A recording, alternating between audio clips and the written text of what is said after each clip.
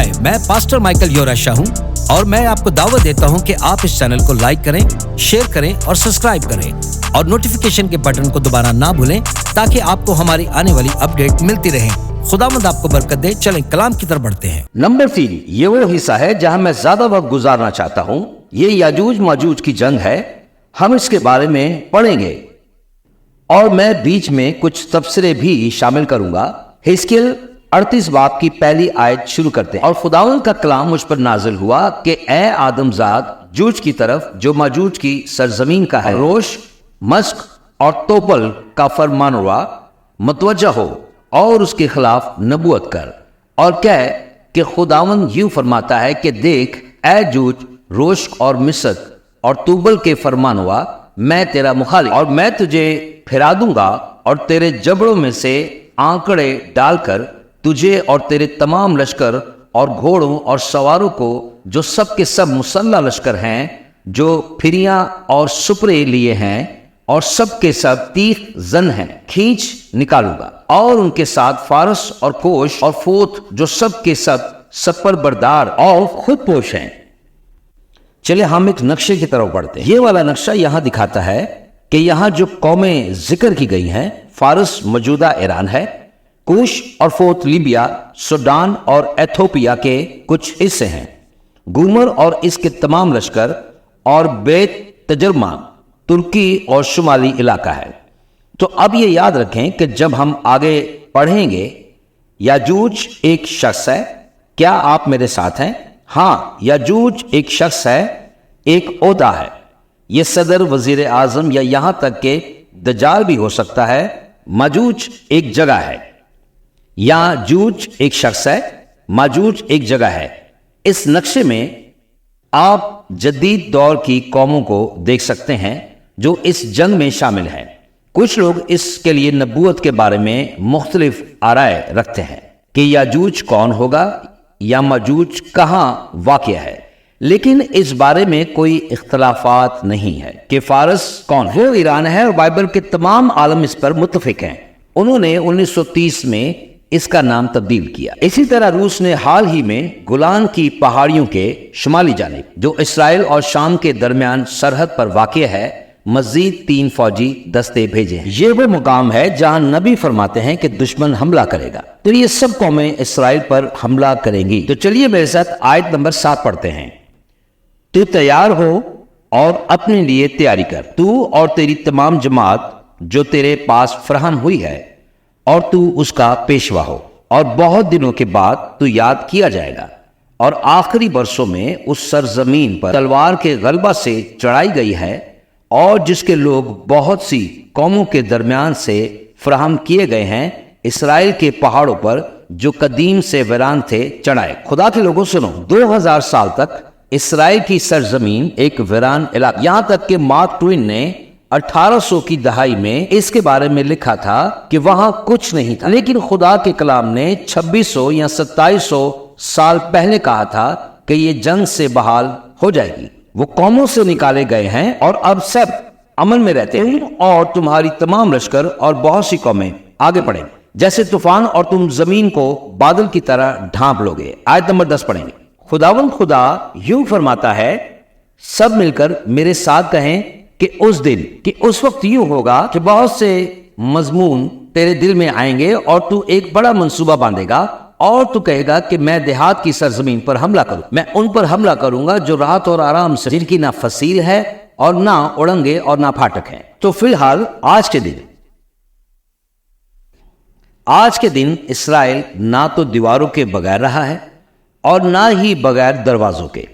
वो यकीनन पुरअमन नहीं है और बिल्कुल भी बेखबर नहीं है, बल्कि वो काफी कुशीदा हैं और मजीद हमलों की तवक्का कर रहे हैं। वो इंतहाई हाई अलर्ट पर हैं।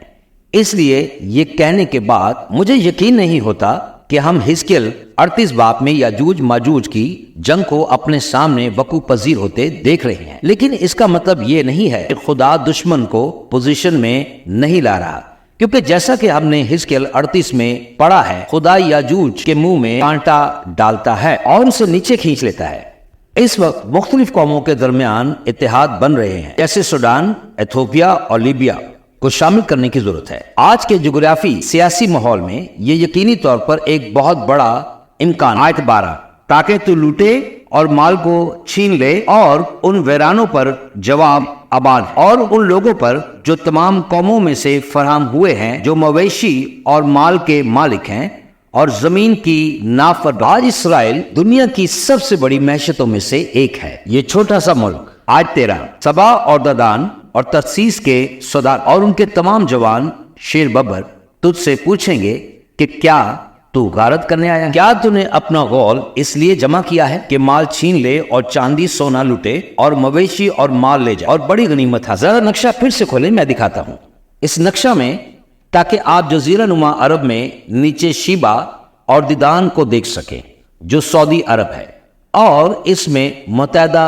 अरब अमारात भी शामिल। तो तरसीस मगरबी यूरोप में है, स्पेन के करीब। अगर आप मगरिब की तरफ देखें तो वो स्पेन है और गालिबन मगरबी यूरोप है। ये कौमें इस हमले के खिलाफ एहतजाज करेंगी और 2018 में इब्राहिम माहदों की वजह से जजीरा नुमा अरब ने इसराइल के साथ अपने ताल्लुकात को मजबूत किया है।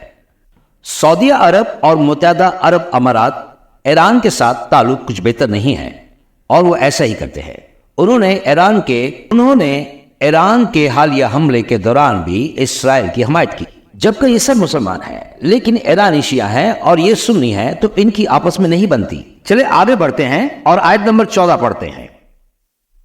इसलिए ऐ आदमजाद नबूवत कर और जूझ से कह, खुदावन खुदा यूं फरमाता है। चले साथ मेरे मिलकर कहें कि जब मेरी उम्मत इसराइल अमन से बसेगी, क्या तुझे खबर ना होगी? और तू अपनी जगह से शुमाल की दूर इतराफ से आएगा, तू और बहुत से लोग तेरे साथ, जो सब के सब घोड़ों पर सवार होंगे, एक बड़ी फौज और भारी लश्कर। तो मेरी उम्मत इसराइल के मुकाबला को निकलेगा और जमीन को बादल की तरह छुपा लेगा। ये आखिरी दिनों में होगा और मैं तुझे अपनी सरजमीन पर छुड़ा लाऊंगा, ताकि कौमें मुझे जाने, जिस वक्त मैं ऐजूज उनकी आंखों के सामने तुझसे अपनी तकदीस कराऊं। खुदा के मुकद्दसो, जब खुदा इस जंग में कदम रखेगा तो जमीन पर कोई भी ये नहीं कहेगा कि ये क्या है। सब जान लेंगे कि खुदा ने मुदाखलत की है। आयत 17 पढ़ेंगे। खुदावन खुदा फरमाता है कि क्या तू वो नहीं जिसकी बाबत मैंने कदीम जमाना में अपने खिदमत गुजार इसराइली नबियों की मार्फत, जिन्होंने उन अयाम में साल तक नबूवत की, फरमाया था कि मैं तुझे उन पर चढ़ा लाऊंगा। इस दिन यजूज इसराइल की सरजमीन पर हमला करने पर मेरे गजब की आग भड़क उठेगी, तो मेरा कहर मेरे चेहरे से नुमाया होगा। खुदावन खुदा फरमाता है, क्योंकि मैं अपनी गैरत और आतिश कहर में फरमाया कि यकीनन उस रोज इसराइल की सरजमीन पर सख्त जंजला आएगा, यहाँ तक कि समुद्र की मछलियां और आसमान के परिंदे और मैदान के चरिंदे और सब कीड़े मकोड़े जो जमीन पर रेंगते फिरते हैं, वो तमाम इंसान रवी जमीन पर हैं। मेरे हजूर थर थराएंगे और पहाड़ गिर पड़ेंगे और खराड़े बैठ जाएंगे और हर एक दीवार जमीन पर गिर पड़ेगी, और मैं अपने सब पहाड़ों से उस पर तलवार तलब करूंगा। खुदावन खुदा फरमाता है, और हर एक इंसान की तलवार उसके भाई पर चलेगी, और मैं वबा भेजकर और खूनरेजी करके उसे सजा दूंगा, और उस पर और उसके लश्करों पर और उन सब के लोगों पर जो उसके साथ हैं शिद्दत का मीना और बड़े बड़े ओले और आग और गंधक बरसाऊंगा, और अपनी बुजुर्गी और अपना तकद्दुस करवाऊंगा, और बहुत सी कौमों की नजरों में मशहूर होऊंगा, और वो जानेंगे कि खुदावंद मैं हूं। फिर से खुदावंद खुदा फरमाता है कि मैं अपनी बुजुर्गी और अपना तकद्दुस करवाऊंगा और बहुत सी कौमों की नजरों में मशहूर होऊंगा, और वो जान जाएंगे कि खुदावंद मैं ही हूं। तो चलिए सब मिलकर खुदावंद के नाम को जलाल देते हैं। आमीन यहूदा। हाय, मैं पास्टर माइकल योरेशा हूं और मैं उम्मीद करता हूं कि आज आपने इस छोटे से पैगाम से बहुत बरकत पाई है, और मैं चाहता हूं कि मसीह का ये पैगाम पूरी दुनिया में फैलाने के लिए आप हमारी मदद करें। इस चैनल को लाइक करें, शेयर करें, सब्सक्राइब करें और नोटिफिकेशन के बटन को प्रेस करना ना भूलें। और आखिर में गुजारिश करूंगा कि ये कलाम आप अपने दोस्तों और खानदान के साथ बांटना ना भूलें। यीशु जल्द आ रहा है। आमीन।